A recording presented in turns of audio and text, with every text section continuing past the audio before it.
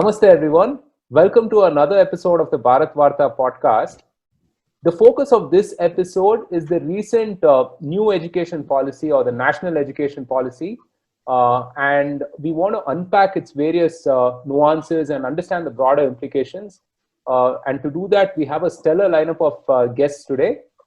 We have Professor Rakesh Upadhyay, who holds the Centennial Chair in the Center of Indic Studies, Banaras Hindu University, Varanasi.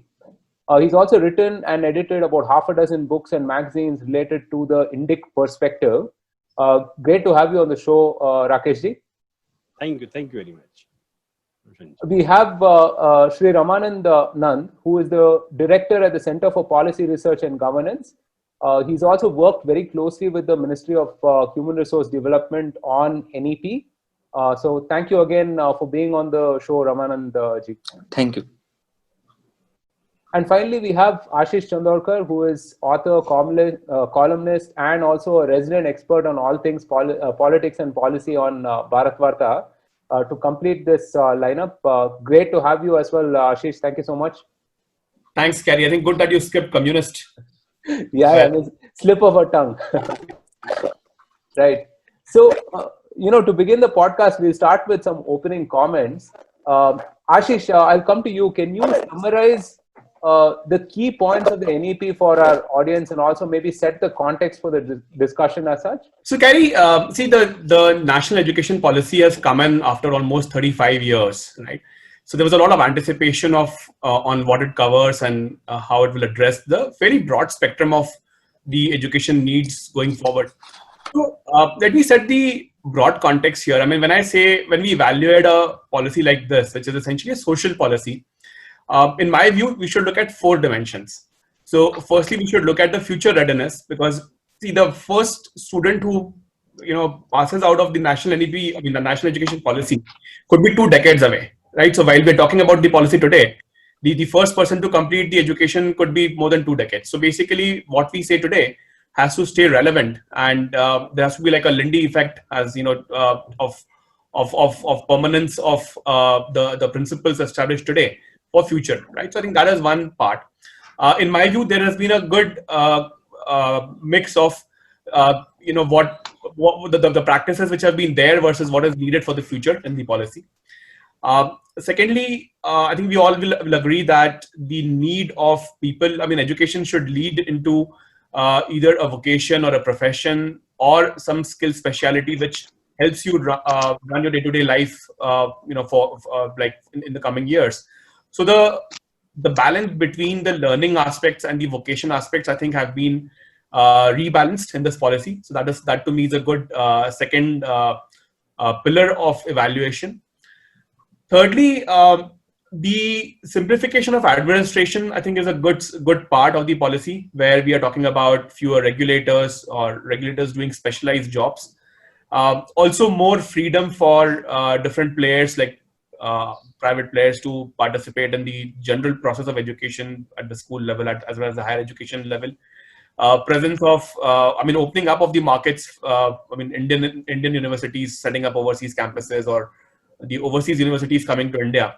And as we see the education getting more localized and probably less driven by big marquee university names, I think those interventions also help in creating small setups, but with high quality of education. Let's say a good professor of computer science wants to offer a degree in, let's say, programming in India. It doesn't need, let's say, a university in the US to set up a shop here full time. They could probably do with a share and offer courses. So I think those kind of innovations could be a good idea. And finally, one interesting thing in the policy is that the policy is quite free from dogma. If you really look at the structure, like it talks about how can you exit at different points of time. If you want to work after completing your 12th or first year or second year or fourth year of education, there are various exit points. I think this is very important because in the future, education will probably become less formalized. It will become more linked towards, let's say, profession and occupation. So since we are looking 2-3 decades ahead in terms of the impact, I think these are good exit points which have been designed, because if things change in the way education evolves, these things will come in handy maybe in 2040. No, absolutely. And there are plenty of things that you said that I want to pick up on. Maybe we can, address some of these things in more detail as we, go along. I want to come to Ramananji, and you were involved in the drafting of this policy. You were a key part in that. What were some of the considerations that went behind the drafting? Thanks Roshan. मैं इस policy को लेकर के मैं कुछ चीजें आपके साथ शेयर करना चाहता हूं। उनमें से एक ये है कि this is the first policy जो जब सामने आ रही है तो पब्लिक को ऐसा फील नहीं हो रहा है कि कुछ ऐसी नई चीज आ गई है जो उनको नहीं चाहिए थी। उसके पीछे रीजन ये है कि फ्रॉम 2015 ऑनवर्ड्स और उसके कुछ पहले से ही जो एक्सरसाइज थी पॉलिसी मेकिंग की वो स्टार्ट हो गई थी। वो पॉलिसी मेकिंग की एक्सरसाइज क्या थी, पब्लिक और गवर्नमेंट के बीच में कांस्टेंट डायलॉग हो रहा था। इवन यू नो कि जो पॉलिसी को लेकर के जो लोगो थे, जो उनके थीम सॉन्ग थे, वो सारे भी पब्लिक से ही आए थे। एक कंपटीशन हुआ था और कंपटीशन के थ्रू जिनका लोगो सबसे अच्छा था या जिनका थीम सबसे अच्छा था वही एक्सेप्ट किया गया था। सो यूजुअली आपने भी पढ़ा होगा, हम सब पढ़ते रहते हैं कि जो इंडिया में या कहीं पर भी जो पॉलिसी का जो सबसे ड्रॉबैक होता है वो ये कि पॉलिसी इंपोज की जाती है फ्रॉम द ब्यूरोक्रेसी और फ्रॉम द पॉलिटिकल क्लास या फ्रॉम द जो रूलिंग क्लास है। एजुकेशन पॉलिसी में एटलीस्ट गवर्नमेंट ने ये करने की कोशिश की कि पब्लिक को ज्यादा से ज्यादा इन्वॉल्व किया जाए, ज्यादा से ज्यादा स्टेक होल्डर्स को इन्वॉल्व किया जाए। तो इसलिए कई लेवल पे डायलॉग चला। एजुकेशनल इंस्टीट्यूशन के जो स्टेक होल्डर थे, एकेडमिशियन थे, उनको इन्वॉल्व किया गया। जो ऐसे बहुत सारे नॉन गवर्नमेंटल ऑर्गेनाइजेशन है which works in the society in the field of education, उनको भी बुलाया गया, उनसे भी सजेशन लिए गए। स्टेट गवर्नमेंट के जो एजुकेशन मिनिस्टर हैं उनके साथ में कई लेवल पे डिस्कशन हुए, कुछ रीजनल मीटिंग हुई, कुछ नेशनल लेवल पर मीटिंग हुई, उनको भी इन्वॉल्व किया गया। इसके साथ ही जो हमारा सिस्टम है 3 टायर पंचायती सिस्टम, उसको भी इसमें इन्वॉल्व किया गया। विलेज लेवल पर कंसल्टेशन किया गया, डिस्ट्रिक्ट लेवल पर कंसल्टेशन किया गया। तो इन सारे ये सारे सजेशन लिए गए। इसके बाद भी प्रॉब्लम हुई। आप जानते हैं कि अनडाउटली ये सारे कंसिडरेशन के होने के बावजूद भी जब फर्स्ट ड्राफ्ट सुब्रमण्यम कमेटी का फर्स्ट ड्राफ्ट आया तो उसको लेकर के कुछ इश्यूज रहे। गवर्नमेंट ने फिर से अपने आप को ओपन करते हुए फिर से उसको भी एक इनपुट माना सुब्रमण्यम कमेटी की रिपोर्ट को, और फिर से एक कमेटी उन्होंने अपॉइंट की और जो श्री कस्तूरी रंगन है उसके चेयरमैन थे, और उस कमेटी ने फिर से बहुत सारे स्टेक होल्डर से डिस्कशन किया, बातें की। जो अलग अलग डिपार्टमेंट के लोग हैं जो एजुकेशन में इन्वॉल्व हैं। यू नो एक और भी चीज है कि एजुकेशन जब हम कहते हैं तो एजुकेशन एज ए डिसिप्लिन भी है, और एजुकेशन में जो भी चीज हम पढ़ते हैं चाहे किसी भी सब्जेक्ट का है वो भी एजुकेशन है। तो उन्होंने एजुकेशन के जो सारे कंपोनेंट है सबसे उन्होंने फिर से बात की। और आपने देखा होगा कि कुछ बहुत ही ऐसी चीजें हैं जैसे ministry of child and development पहले आंगनवाड़ी को देखती थी, अभी वो अर्ली चाइल्ड केयर में आ गया है। तो ये जो तो बहुत सारे जो इश्यूज थे वो रिजॉल्व हो गए थ्रू द डायलॉग। तो इस अगर पॉलिसी की जो सबसे अच्छी बात है वो बहुत ही इंक्लूसिव है। इनका काम करने का ढंग भी काफी इंक्लूसिव था, काफी डेमोक्रेटिक था।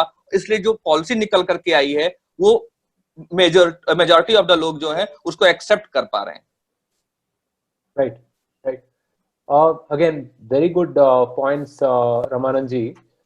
Rakesh ji, what is the need for the NEP at this point of time in 2020, and what do you expect to come out of this policy?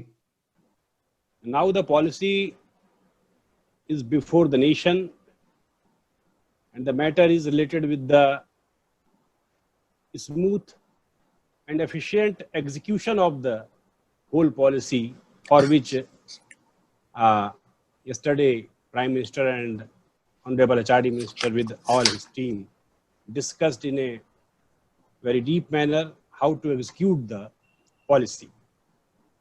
Policy as such, you asked me what was the requirement of this policy. As Ashish Chandrukar said earlier, after 36 years long distance, we are seeing that the whole atmosphere of the worldly education has been changed drastically, and there is a lot of technological changes also, and our education system or education policy driven by the bylaws and instructions drafted before the globalization era. So definitely it was required to change the policy as per the requirement of the market, job market, as per the requirement of the students, parents, government, all stakeholders related with our education system. So it was necessary, and our present system in the chairmanship of the learned Kasturi Ranganji with all his team, as we know very well, Mridul Bhargavji from USA, all did a very well done job to resolve the challenges before our education for the coming days. Now the question is, what it will provide us to make our education system more efficient vis-a-vis when we see the Western education system. अब क्या है कि दुनिया गोल हो गई है after the globalisation era. हम अपने को बहुत अलग तो रख नहीं सकते, इसलिए वर्ल्ड स्केल पर, इंटरनेशनल स्केल पर एजुकेशन का जो रूट है, रोड मैप है, वो system we have to evolve in our nation also. ये करना इसलिए भी आवश्यक है कि अब जो multi level requirement of the our youth is very very clear before us. उनको शिक्षा भी चाहिए, रोजगार भी चाहिए, और जो और दूसरे स्टेक होल्डर्स हैं जिसमें परिवार भी है, समाज भी है, उनको अपने कल्चर और इथोस को भी प्रिजर्व करना है. तो बहुत सारे चैलेंजेस हैं एजुकेशन सिस्टम के सामने. अब रोजगार चाहिए, लेकिन हमारा एजुकेशन सिस्टम, जैसा आपने पूछा, तो पिछले 30 सालों में हमारे शिक्षा तंत्र की जो सबसे बड़ी खामी रही है, एक तरफ वो एम्प्लॉयमेंट प्रोवाइड नहीं कर सका as per the requirement of the students and our youth force. दूसरी तरफ जो कल्चरल इरोजन है, deviation from our right path है, वो भी स्पष्ट हो गया, क्योंकि हम एक अजीब से एनवायरनमेंट में इंटर कर गए जहां पर हम अपनी संस्कृति से, अपनी भाषा से, अपने मूल्य से, अपने जड़ से, अपने गांव से, सब चीजों से कटते चले गए. इवन हमारी जो बेसिक नीड्स पूरी करते हैं, किसान हैं, मजदूर हैं, उनके बारे में भी हमारे मन में कैसे कैसे भाव आते हैं. मतलब आप गांव चले जाइए या शहर में चले जाइए, नॉर्मल मिडिल क्लास फैमिली में, what will you here the discussion about the education system. Father is saying that बेटा तुमसे हो नहीं पाएगा, जाओ पान की दुकान खोल लो. तो पान की दुकान खोल लो, what is the sense of that? अरे पान की दुकान खोलना क्या कोई आसान काम है? या कोई स्किल बेस्ड लर्निंग है? तो स्किल बेस्ड लर्निंग को हमने अपने एजुकेशन सिस्टम से बाहर कर दिया. आज जो ये हम एजुकेशन पॉलिसी लेकर आए हैं, इस पॉलिसी का जो सबसे इंपॉर्टेंट और मैं समझता हूं कि सबसे स्ट्रेंथनिंग पॉइंट है, which is very focused from the day one, वो यही है कि वो वोकेशनल शिक्षा को, वोकेशनल एजुकेशन को, स्किल एजुकेशन को क्लास 6 से लेकर के हायर एजुकेशन तक बच्चे के साथ जोड़ कर रखती है, हमारे यूथ के साथ जोड़ कर रखती है. इसलिए जो हम देखते हैं, मैं पढ़ाता हूं, आप सब भी एजुकेशन सिस्टम से जुड़े हुए हैं, हमारे स्टूडेंट के सामने पहला चैलेंज है, उसका पहला क्वेश्चन क्या है, उसकी पहली चिंता क्या है? उसकी चिंता ये है कि मैं ये पढ़ करके नौकरी पाऊंगा कि नहीं पाऊंगा. शिक्षा तो अलग बात है, शिक्षा में शिक्षा का हमारा जो कॉन्सेप्ट है, विद्या का हमारा जो कॉन्सेप्ट है, इंडियन ट्रेडिशनल कॉन्सेप्ट है, वो बड़ा भिन्न है। वो एम्प्लॉयमेंट के लिए नहीं है, लेकिन हमने सब गडमड कर रखा है पिछले आजादी के बाद से। तो जो नौकरी चाहिए, नौकरी वाली जो शिक्षा है, उसके लिए आप 4 साल तक बांध कर रखना चाहते हैं। That's why in NEP we are seeing the exit system within the framework of the graduate system. हम एग्जिट पॉइंट देख रहे हैं कि आप 1 साल आपने पढ़ लिया, आपको लगता है जॉब मिल रही है या मार्केट में हमको कुछ काम करना है, आप जो है प्राइमरी सर्टिफिकेट लेकर के, डिप्लोमा लेकर के चले जाइए, फिर आ जाइएगा बाद में।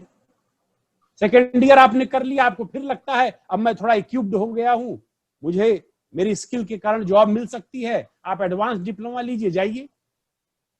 थर्ड ईयर में आप हैं, ठीक है, बहुत अच्छा है, जॉब मिल रही है, ग्रेजुएट हो गए, अब आप जाइए।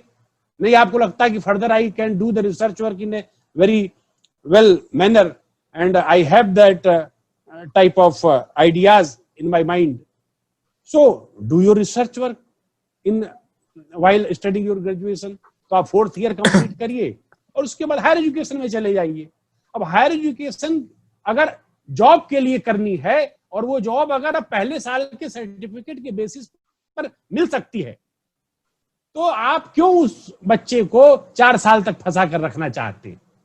और उसमें हम देखते हैं कि बच्चों के ऊपर जो बर्डन आ जाता है, वो अपना कोर्स पूरा नहीं कर पाते सक्सेसफुली, वो डिग्री ले नहीं पाते। IITs तक में बच्चे जो है खुदकुशी कर लेते हैं। इवन एम्स में हमने देखा है, तमाम यूनिवर्सिटीज में आप देख रहे हैं, ड्रॉप आउट संख्या देखिए आप, वो क्लास 6 से लेकर 8th के बीच में सब NEP ने उसको बहुत डिटेल्ड उसका डिस्कशन किया है कि हमारी प्रॉब्लम्स क्या है और कैसे हमको सॉर्ट आउट करना है। तो मैं समझता हूं ये बहुत well woven, well prepared, well discussed and having the all things which are required for to make our nation strong, to make our youth equipped with the modern challenges and solutions. So it is a very thoroughly discussed policy. Right. But one thing is clear, which I started from that point, we have to execute in an efficient manner. If we will success to execute it, then and मैं उसको पढ़ रहा था policy को, 2040 इसीलिए रखा है, 2040 तक ये एग्जीक्यूट होगी। यानी 20 साल का एक बड़ा फ्रेमवर्क लिया है कि हमको स्टेप बाय स्टेप, रामानंद जी उससे ज्यादा जुड़े हुए हैं, आशीष जी जुड़े हुए हैं, मेरा तो उतना वास्ता नहीं आया डीप लेवल पर, लेकिन उन्होंने कुछ फ्रेमवर्क बना लिया है। लॉजिस्टिकल उसमें क्या क्या चीजें होंगी, स्टेप बाय स्टेप कैसे एग्जीक्यूट करेंगे। तो 2040 उनका टारगेट है कि तब तक हम इसको फुल फ्लेज्ड वे में पूरे देश के एजुकेशन सिस्टम में उसको पेनिट्रेट करेंगे, एग्जीक्यूट करेंगे। मैं इसको शुभकामना दे सकता हूं, और मेरे पास पर्टिकुलरली इंडिविजुअल लेवल पर कोई जिम्मेदारी आएगी तो I am ready to execute that.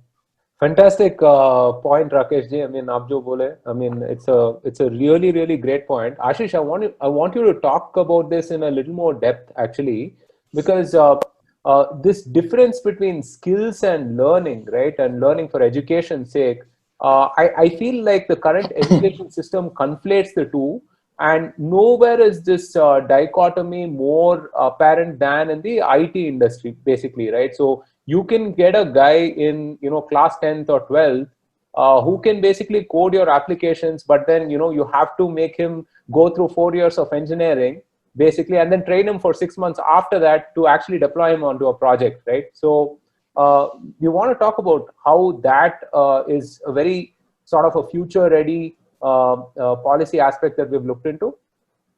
Rakesh ji ने बहुत ही महत्वपूर्ण बात उठाई। शिक्षा और जो जॉब का जो इंटरलिंक बना हुआ है हमारे मन में और हमारे सिस्टम में, वो तोड़ना बहुत जरूरी है। You can actually have a degree because you want to learn a subject, you want to be an expert in let's say a given area, which is perfectly fine, but if your primary motive is job, then you should be employable, and I think that is the biggest issue today. You talked about IT carry. See, there are enough examples which we see today where you have stories like some 10-year guy is coding, some 18-year guy is coding something, 20-year guy is coding something, 25-year person has become a billionaire, right? That we don't see so much in India today. Why? Because, until you are 18, 20, 25, you are expected to actually go through the systemic bounds of getting a degree, getting, studying whatever is being taught in the system. But you don't focus on what is really important for you, or where really your aptitude lies, your skills, where you can develop. By just IT, go back a few years to Wall Street. If you go back to 1950s and 60s, you will see that some of the biggest CEOs today who have come from Wall Street did not go to the Ivy League B schools. That's a more recent phenomena.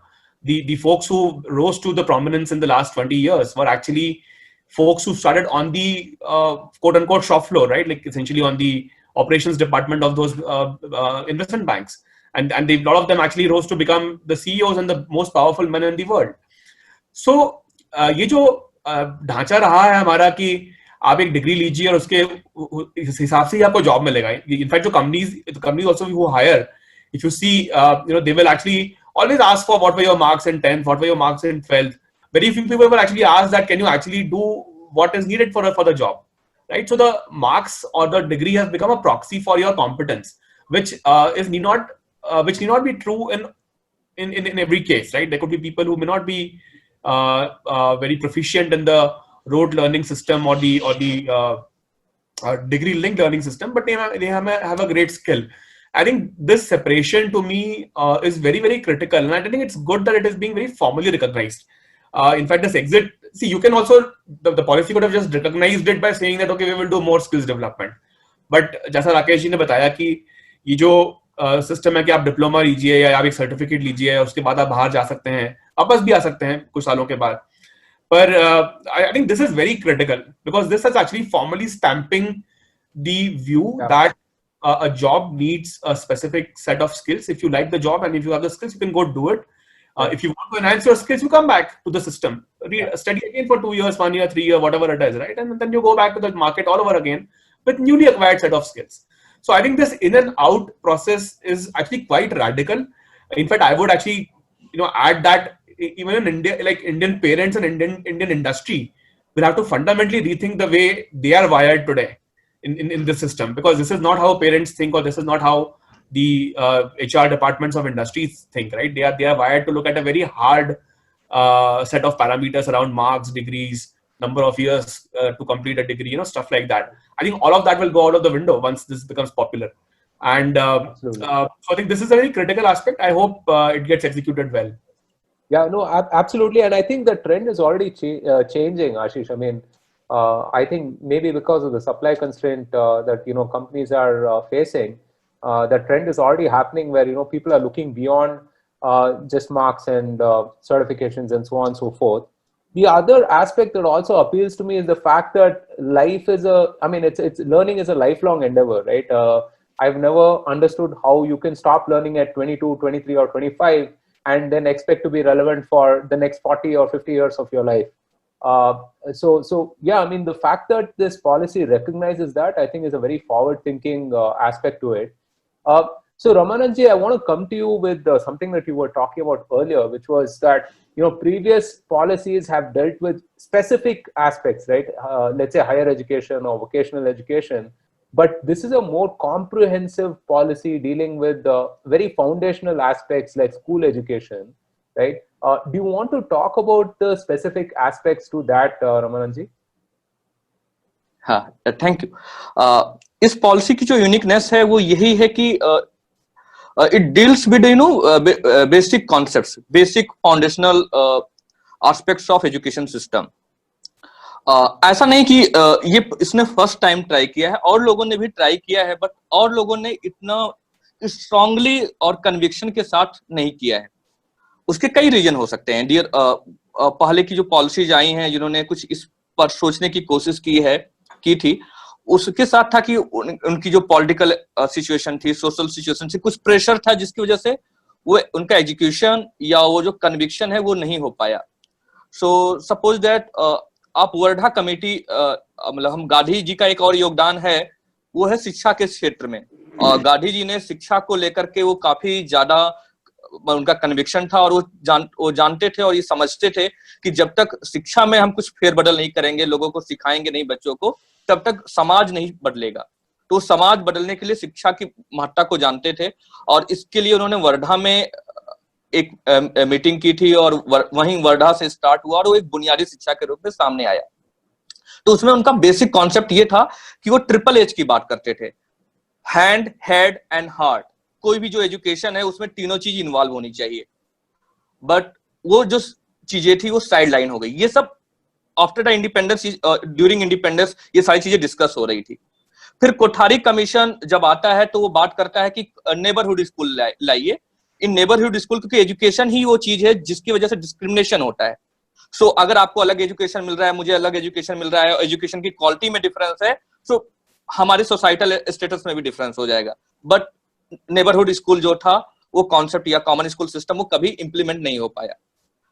अब ये जो policy है वो education को, जो इसकी जो सबसे पहली जो बहुत ही ज्यादा अच्छा इनका सजेशन है वो है मदर टंग को लेकर के। तो अगर हर व्यक्ति अपने मदर टंग में एजुकेशन लेगा तो वो अपने हिसाब से सीखेगा, उस पर कुछ इंपोज नहीं किया जा सकेगा। तो जो उसकी जो लर्निंग एबिलिटी है वो उसके मतलब बाहर आ पाएगी। और जितने भी फिलोसफर हुए हैं या चाइल्ड साइकोलॉजिस्ट हुए हैं, एवरीबॉडी हैज सजेस्टेड कि जो एजुकेशन है वो उसके मदर टंग में मिलना चाहिए। वो नेबरहुड लैंग्वेज भी कुछ लोगों ने कहा, कुछ लोगों ने हाउस लैंग्वेज भी बोला है, बट जो मतलब एग्रीमेंट है वो ये है कि अगर बच्चे को आप उसके मदर टंग में एजुकेशन देते हो तो वो ज्यादा सीखेगा, उसके जो बेसिक फाउंडेशन है वो अच्छे से डेवलप हो सकेंगे। अभी आपने आशीष जी के साथ बात कर रहे थे तो आपने लर्निंग की बात की थी कि हम सिर्फ और सिर्फ रोट लर्निंग में बिलीव करते हैं। क्यों करते हैं? क्योंकि हमें चीजें समझ में नहीं आती है, हम उसका फाउंडेशनल चीजें समझ नहीं पाते हैं।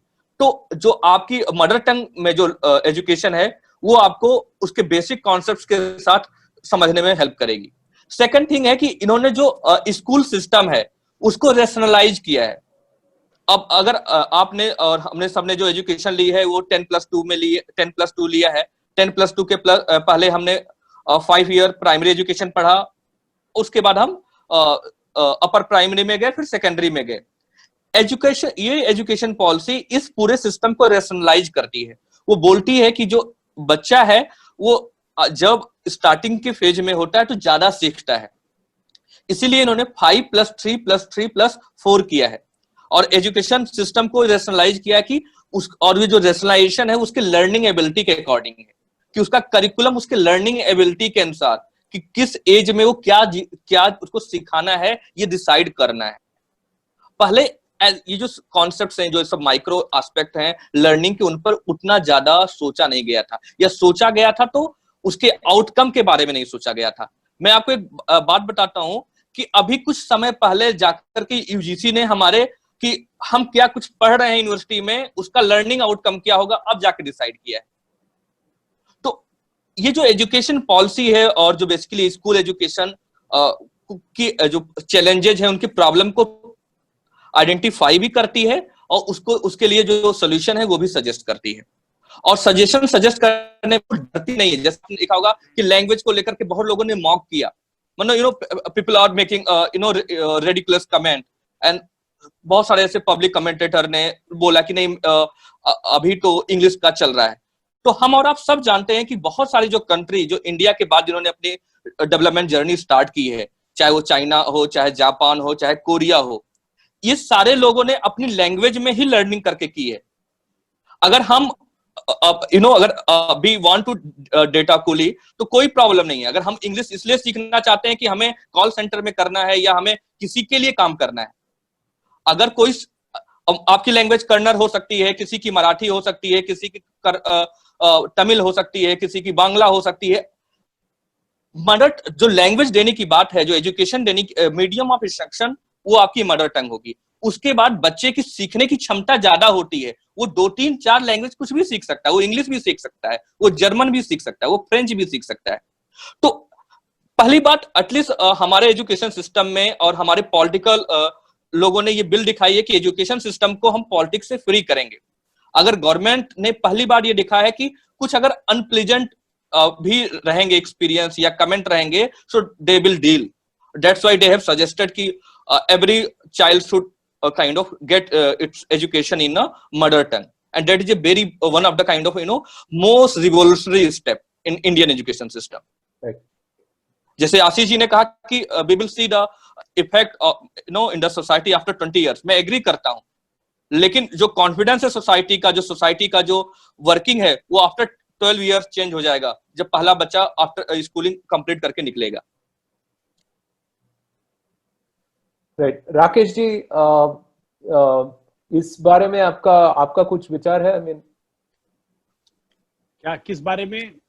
अभी जो लैंग्वेज का बात कर रहे थे. मैंने ठीक कहा, रामानंद जी ने ठीक कहा है कि basically language barrier should be removed out immediately.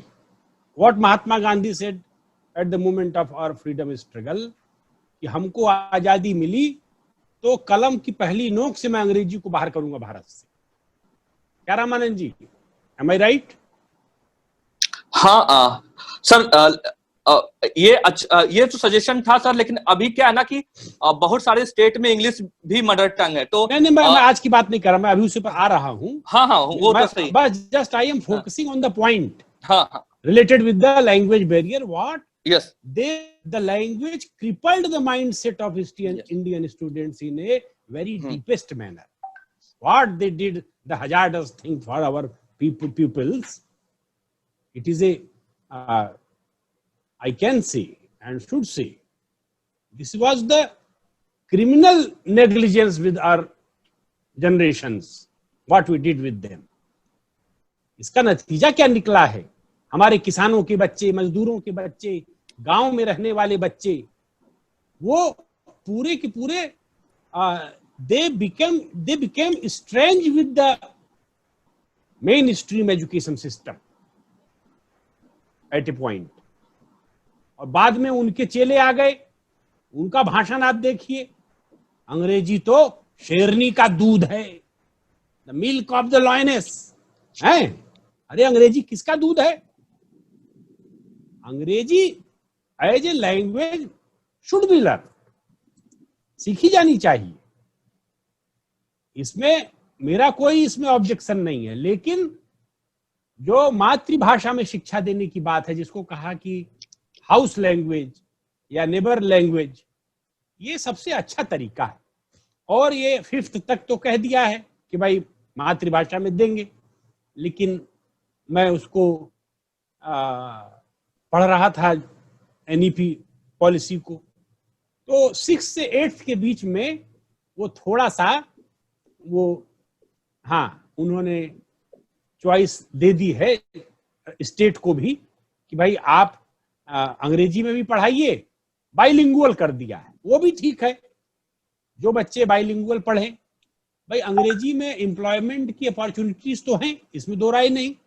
दुनिया भर आज एक ग्लोबल विलेज हो गई है.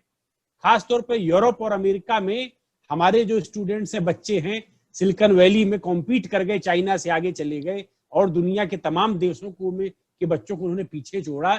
तो it was due to their very familiarity with the English language. वो इंग्लिश जानते थे, इसलिए जो ग्लोबलाइजेशन के इरा में हम देखते हैं, जब प्राइवेटाइजेशन शुरू हो रहा है, कॉर्पोरेटाइजेशन शुरू हो रहा है, तो हमारे बच्चे बड़ी तादाद में यूएस और यूरोप जा रहे हैं for the purpose of job, to fulfil the requirement of the market economy. तो ये अच्छी बात है, लेकिन अभी इसमें बहुत कुछ किया जाना बाकी है. और मैं समझता हूं कि जो एनईपी है, इसमें उसकी संभावनाओं को देखा है, हमारे स्कॉलर्स ने बहुत अच्छे से देखा है कि कैसे हम हायर एजुकेशन में और मातृभाषाओं को हम प्रमोट करें. जो रीडिंग मटेरियल है, टेक्स्ट मटेरियल है, that should be translated into the maternal languages. तो वो मातृभाषाओं में उनका अनुवाद हो जाए, ये भी एक बार बार फोकस किया है. इंडोलॉजिकल पर्सपेक्टिव में काफी बातें हुई हैं. और सबसे बड़ी चीज जो है, learning while doing while earning, ये जो बात है ये जगह जगह देखने को मिल रही है हमको। देखिए, जो स्टार्टअप इश्यूज हैं, जो इनोवेटिव अप्रोचेस हैं, एक बार हमारे यूथ के मन में इनोवेशन आ जाता है और the point of startup ticking in his mind, then he can do anything, everything, wherever he want to do, he will do. ये उसके एक इमोशंस को और उसके कॉन्फिडेंस को ताकत देने की बात है, बल देने की बात है। वो कॉन्फिडेंस उसको एक बार आ गया और वो certain point of required skills, vocational things and the academic perspective, इन तीनों को लेकर के और due to their educational system, communication with their calculative learning method, उससे उसका जो डेवलपमेंट ऑफ द माइंड है वह भी होता है और एकेडमिक अप्रोच से उसको समझ में आता है कि हम अपना प्रोसेस आगे कैसे बढ़ाएंगे। और जो वोकेशनल एजुकेशन है with the embedded with skill education, उसके साथ वह अपने स्टार्टअप के बारे में सोच सकता है कि we have no need to go to government or any sector for the purpose of daily earning, day-to-day earning. इसके लिए तो हम खुद अपना काम शुरू कर सकते हैं। अपना हाथ जगन्नाथ, हमारा हाथ ही जगन्नाथ है। ये बात मैं पढ़ रहा था एजुकेशन पॉलिसी में, जगह जगह इसको बहुत फोकस किया है कि कैसे हमारे जो नौजवान हैं, बच्चे हैं, नौकरी मांगने वाले ना बने, नौकरी देने वाले बन जाए। और मैं आपको बताऊं, बहुत सारी बातों को इग्नोर भी किया है। मैं नहीं जानता, मेरी बातचीत जो उस टीम में बैठे हुए लोग थे उनके साथ होती नहीं। मेरा कोई ईगो भी नहीं है कि मुझे क्यों नहीं पूछा,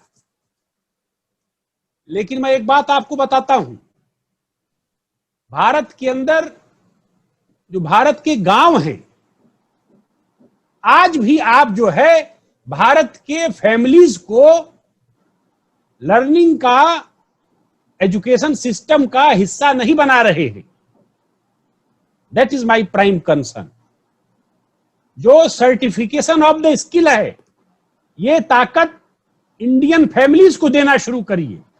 आप इंडियन फैमिलीज जो परंपरा से अपने हुनर में, अपने स्किल में आगे रही हैं, आज भी जिनके पास स्किल है वो सिखा सकती हैं बच्चों को।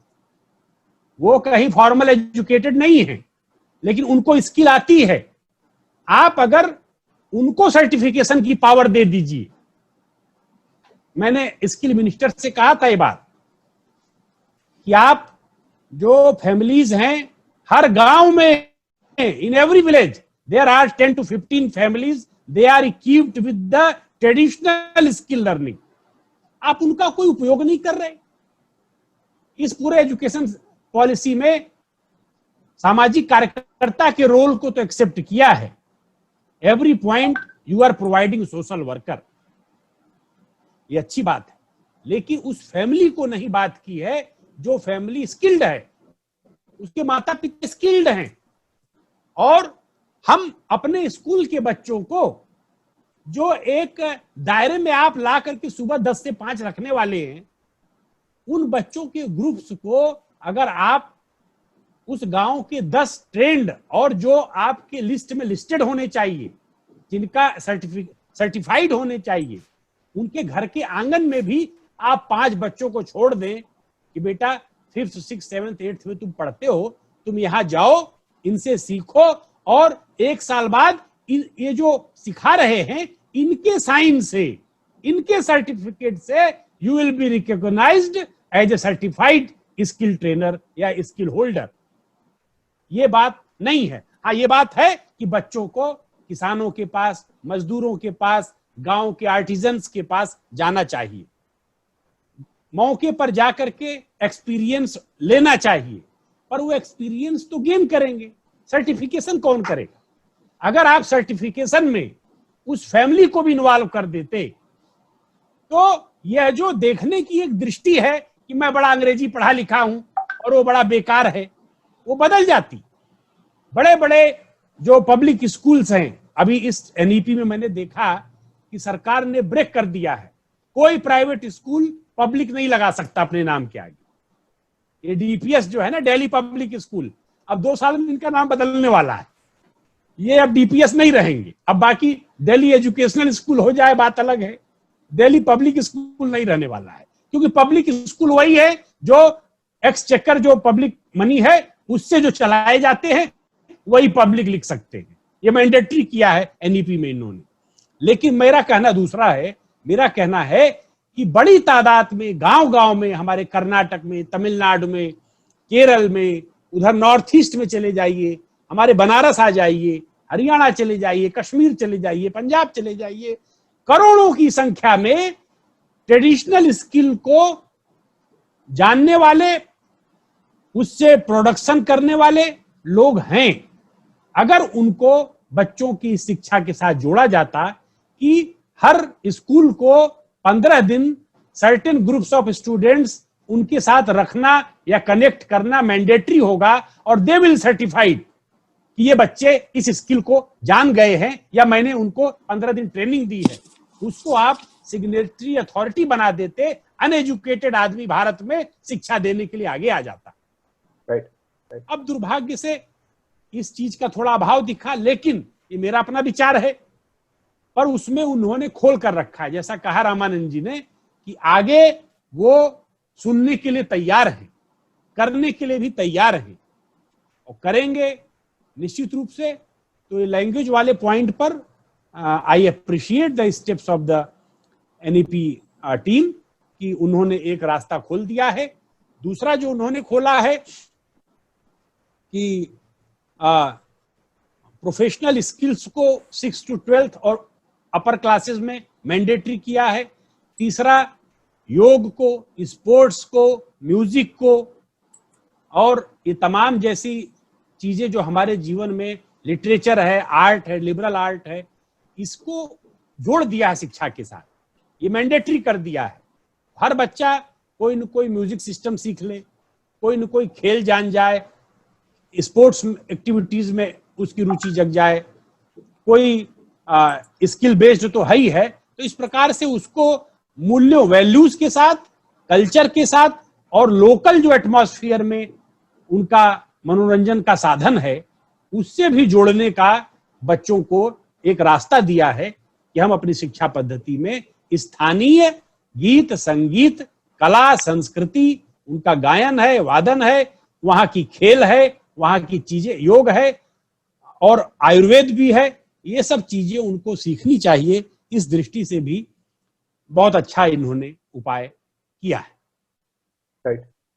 So, Ashish, Rakesh ji brings up multiple fantastic points, right? And, a couple of them are, education for empowerment versus education for employment, right? And the fact that although you and I, and indeed a lot of us have benefited greatly from, let's say, English imposition or English education, whichever way you look at it, right? The fact that English being synonymous with development and progress, it has also created this whole othering of society. It's created a little bit of a I would say, a divide, an erosion of self-esteem, so on and so forth, which is often justified as saying that, English is the way out, right? What essentially Rakesh ji has said is it doesn't have to be that way. And this policy kind of looks at it holistically as to how we can get away from that mindset, right? If you could talk about both these things in a little bit of detail, that will help. Yeah, let me just talk about the language one first, Carrie. See, personally, I would say that I have been a beneficiary of the English learning system, right? I studied in Madhya Pradesh in an era where there weren't that many people speaking English. But I do observe that several of my peers in school and college who were brilliant people took a while to bloom, because at the first stage, you put a barrier of English. Some of us overcame it, some of us couldn't overcome it. Not that they did not become successful, they just took more time and they had to take unconventional routes to get there, right? So in my view, the language debate should not become a reductionist debate. it should become a positive debate that there are people who will need to continue learning in their familiar language to understand sciences. It's a fact. I mean, let's not deny that.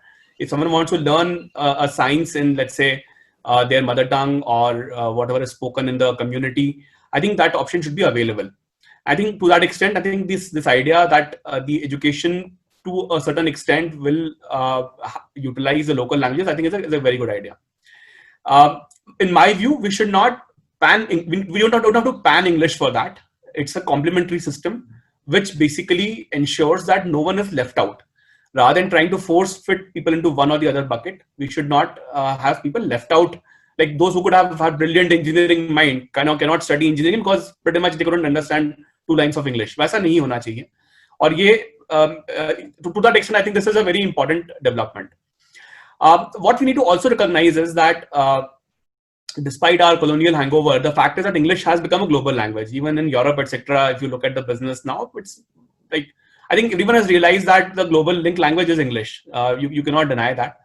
And since our economy, I mean, I think let's not think of ourselves as code coolies or data entry operators. I mean, we do much better stuff. India is a serious powerhouse on services and financial services, even and technology also. I think we tend to underestimate ourselves in some ways. Today, not a single bank in the world will run if Indian, IT shops shut down. And you can see that every time when there's a flood in Mumbai or there's a riot in some city, etc. How important it is for the global businesses to create a business process, a business continuity strategy, right? So I think let's not undermine our own achievements of the last 2 decades on the technology side, and that wouldn't have been possible without English. It's a fact. Having said that, it is also true that the beneficiary of that has been a very small part of the society, potentially, let's say, a few million people. And hence, since they also grab a lot of eyeballs in terms of the debates and in terms of what goes on as media commentary, obviously the importance could be overstated in the sense of the phrase you said, othering others, right? Like othering people. So understated importance. So there are people who are getting othered, and that should not happen, definitely. But to my mind, the implementation of this should be concurrent, where people who want to learn something should have an option to learn it in Hindi or the mother tongue or in English. But let's not ban English for that. That is one part.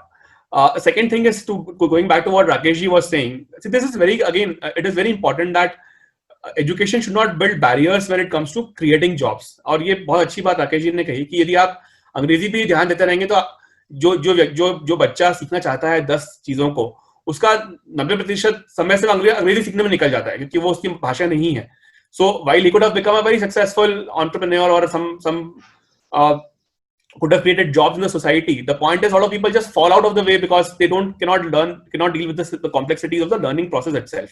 So that to me is I think that is a point to address to me in my view, that language should be an enabler. It should not be considered, a barrier.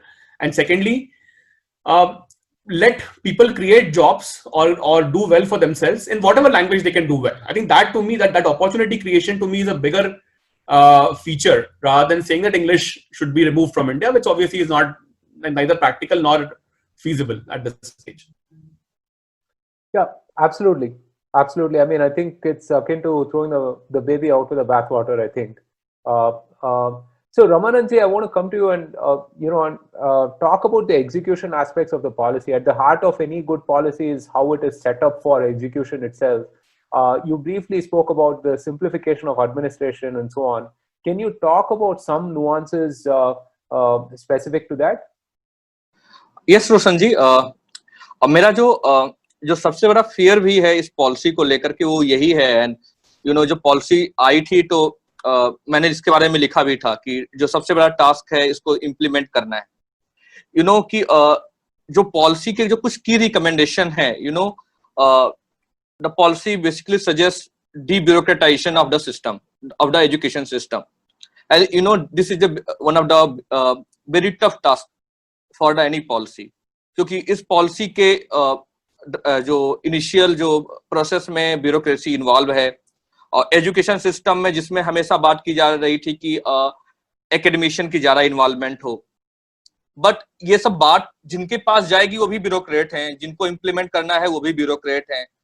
और education system जो है हमारा पूरा वो highly bureaucratic in nature है। आप state universities में जाएंगे तो जो ब्यूरोक्रेट हैं वो वही वाइस चांसलर होते हैं, वही की पोजीशन पर होते हैं एजुकेशन सिस्टम में। सेंट्रल जो हमारा सिस्टम है, जो अभी जो MHRD था, अब एजुकेशन मिनिस्ट्री हो गया है, यहाँ पर भी जो की पोजीशन होल्डर हैं वो भी ब्यूरोक्रेट्स हैं। तो जो इसके जो सबसे बड़ा चैलेंज है वो इसका इम्प्लीमेंटेशन पार्ट है। बट मैं इस चीज को लेकर के हूं कि एटलीस्ट ये डॉक्यूमेंट अच्छा बना है, तो गवर्नमेंट को जब भी अगर इम्प्लीमेंट करना चाहेगी या गवर्नमेंट या कोई भी इसके लाइट में कुछ भी काम करना चाहेगा, चाहे आइडर से स्टेट और प्राइवेट बॉडी, तो अब उनके पास स्कोप है वो चेंज करने का। पहले क्या था कि टीचर्स के पास फ्रीडम नहीं थी to kind of to teach anything. मतलब जो करिकुलम वाला पार्ट था वो बहुत ही ज्यादा कॉम्प्लेक्स था कि UGC उसको कंट्रोल करती थी। अब टीचर्स को काफी ज्यादा फ्रीडम दे दी है, स्कूल लेवल में भी काफी सारी फ्रीडम इस समय स्कूल के पास है। तो एज ए डॉक्यूमेंट आ गया है, तो इसकी वजह से सोसाइटी में कुछ चीजें चेंज होनी शुरू हो जाएंगी अपने आप। मतलब अगर वो ऊपर से चेंज नहीं भी हो रहा है तो भी लोगों के पास डॉक्यूमेंट है, दे कैन रिफर कि हम इस डॉक्यूमेंट के लाइट में we are changing this thing. But जो मेजर चैलेंज है वो यही है, और मैं तो कहता हूं कि किसी भी पॉलिसी को इंप्लीमेंट करने के लिए या किसी भी पॉलिसी को का जो सबसे बड़ा चैलेंज होता है वो पॉलिटिशियन नहीं होते हैं, इट्स ए ब्यूरोक्रेट्स। क्योंकि पॉलिटिशियन जो है वो फिर भी अकाउंटेबल होते हैं for the society. They used to they have to face a public after 5 years, so they are more prepared and they usually address public sentiment। But जो bureaucrats हैं वो यूजुअली नहीं करते हैं ऐसा। और आप कई सारी पॉलिसीज को देखेंगे, कई सारे सजेशंस को देखेंगे, वो सिर्फ इसलिए इंप्लीमेंट नहीं आते हैं कि कहीं ना कहीं ब्यूरोक्रेटिक क्लैश होता है, उनको लगता है कि ये उनके इंटरेस्ट के अगेंस्ट में। तो मेरा जो सबसे बड़ा कंसर्न यही है कि गवर्नमेंट को एजुकेशन सिस्टम को एजुकेशनिस्ट को देना चाहिए।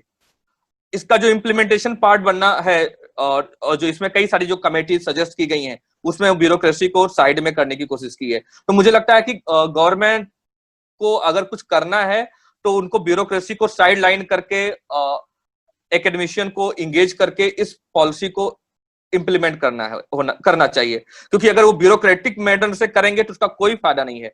इंडिया में पहले भी बहुत सारी पॉलिसीज आई हैं जिनको हमने इंप्लीमेंट करने की कोशिश की है, बहुत सारे ऐसे प्रोग्राम आए हैं, बट कि it's society is a very complex thing. तो ऐसा नहीं हो सकता है कि किसी ना किसी के इंटरेस्ट हो। और मैं बहुत ज्यादा अंदर नहीं जाना चाहता हूं, मतलब वो चीजें हैं, बट एजुकेशन ऐसा फील्ड है कि जहां पर सब लोग इन्वॉल्व हैं। प्राइवेट सेक्टर भी इन्वॉल्व है, बहुत सारी फैमिलीज भी इन्वॉल्व हैं, तो बहुत सारे स्टेक होल्डर हैं। और ये स्टेक होल्डर सिर्फ फिलैंथ्रोपी के लिए नहीं है, they are involved for their own interest.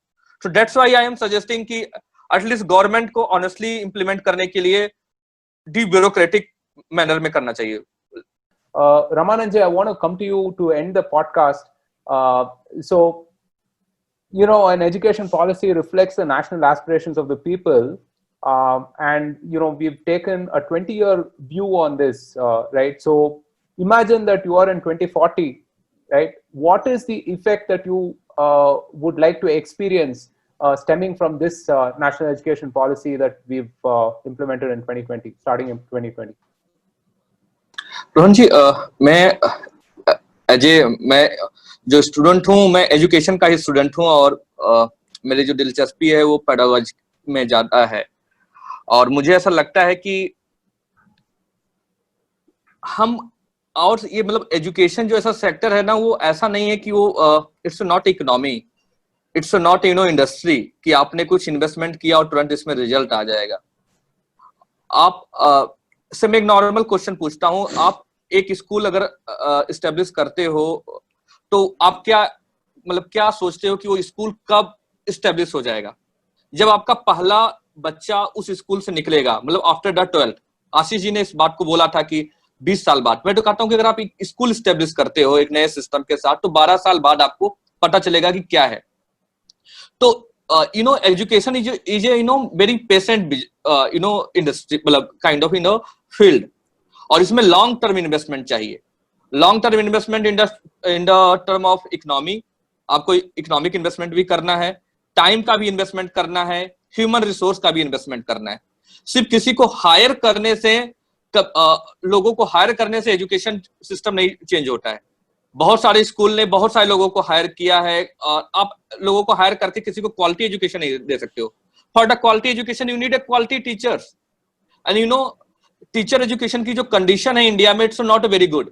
You know even university में भी जो टीचर्स रिक्रूट होते हैं, before this policy there was no provision of the pre service teaching. University level पे कोई भी जो फैकल्टी आ रहे थे, बाद में उनके पास रिफ्रेशर कोर्स थे, बट प्री सर्विस मतलब ड्यूरिंग एमफिल पीएचडी में पेडागोजी पर उतना ज्यादा स्ट्रेस नहीं था। So this policy talks about the fundamental change in all aspects of the education sector। इसलिए मुझे एक्सपेक्टेशन है कि अगर कोई भी चेंज हमें विजिबल दिखना है, अगर हमने ऑनेस्ट एफर्ट डाला इस पॉलिसी को लेकर के, तो एटलीस्ट 10 ईयर, आप मिनिमम 10 ईयर के बाद आपको कुछ इसके एफर्ट दिखने शुरू होंगे।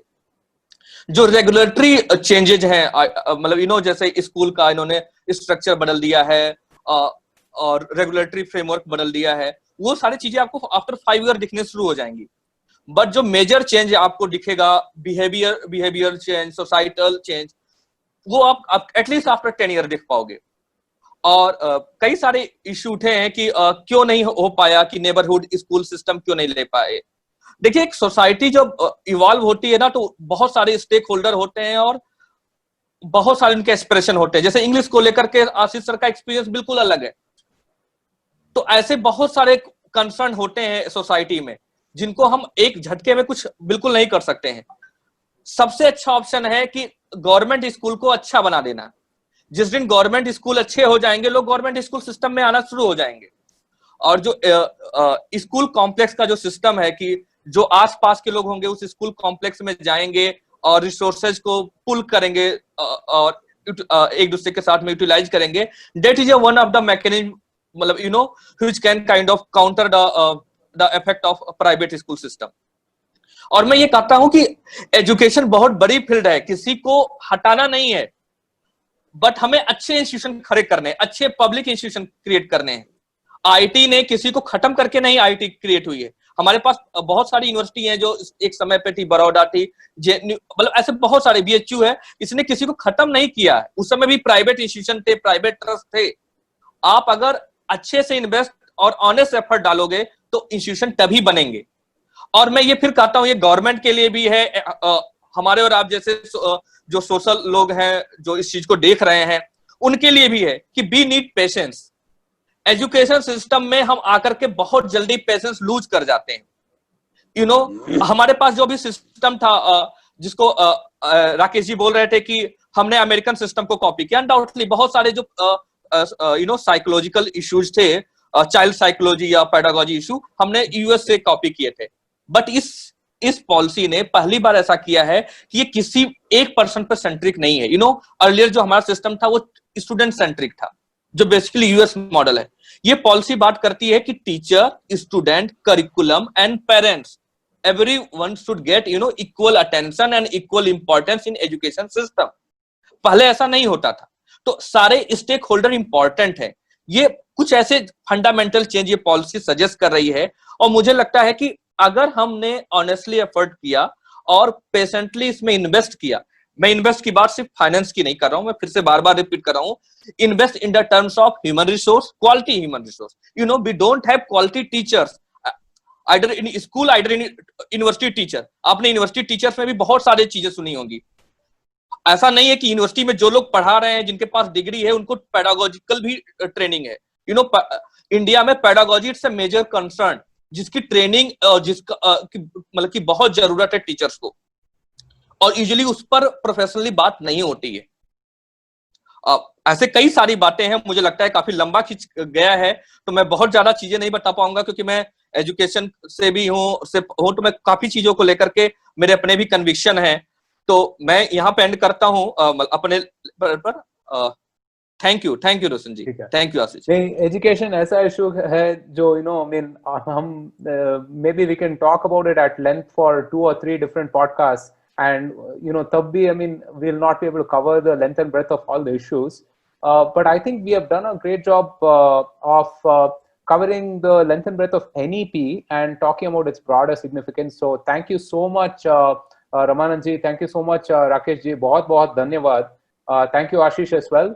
And thanks so much for tuning in, everyone. Hope this is useful and interesting to you. We'll see you soon with a new episode. Thank you. Thank you. Thank you very much. Thank you.